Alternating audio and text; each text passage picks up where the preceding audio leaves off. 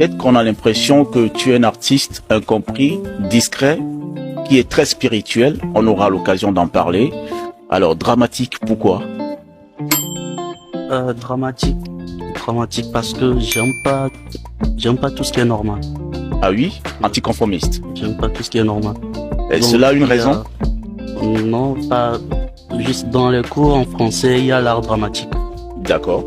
Il y a l'art dramatique, donc c'est pas souvent quand on parle du drame, les gens ont tendance à passer au son. Ouais. Quand il y a du drame, c'est un truc de mauvais. Mais je me suis dit non, moi je vais m'attribuer les titres. Même depuis la classe, depuis les bancs d'école, c'est mes compagnons de classe même qui m'ont surnommé drame. Parce qu'à chaque fois que je prends la parole, que je fais un truc, ça prend de l'effet. Ok. Ça prend de l'effet et je ne laisse pas les situations passer aussi à la légère. Donc on dit souvent j'aime dramatiser. Donc je me suis dit pourquoi pas prendre dramatique parce que déjà le nom ça fait de l'effet.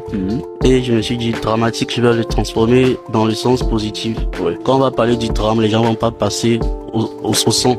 Mais quand on va parler du drame, C'est de l'imagination. faut que de la chaque chose que j'écris, chaque chose qui sort de moi, ça ait de l'impact. Ça peut cela transmettre un message. Voilà. Ok. Donc que ça fasse du drame. Comme le drame choque, faut que je choque, mais par le côté positif. Voilà.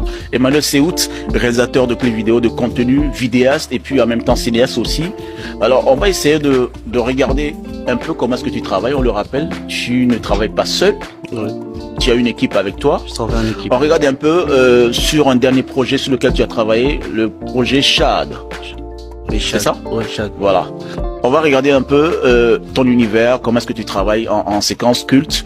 50 secondes.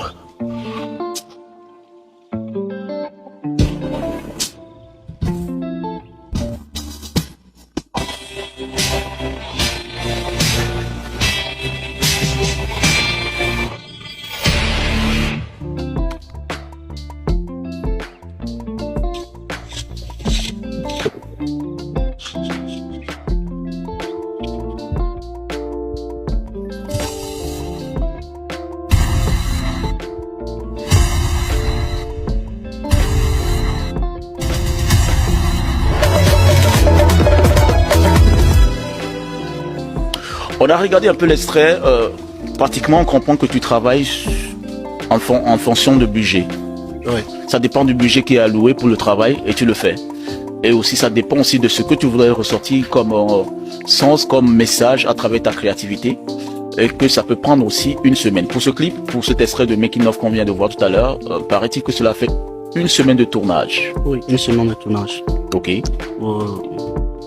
Plus précisément, ça a fait 5 jours de tournage. 5 jours. On a tourné pendant 5 jours. Quelle est l'ambiance généralement sur le plateau?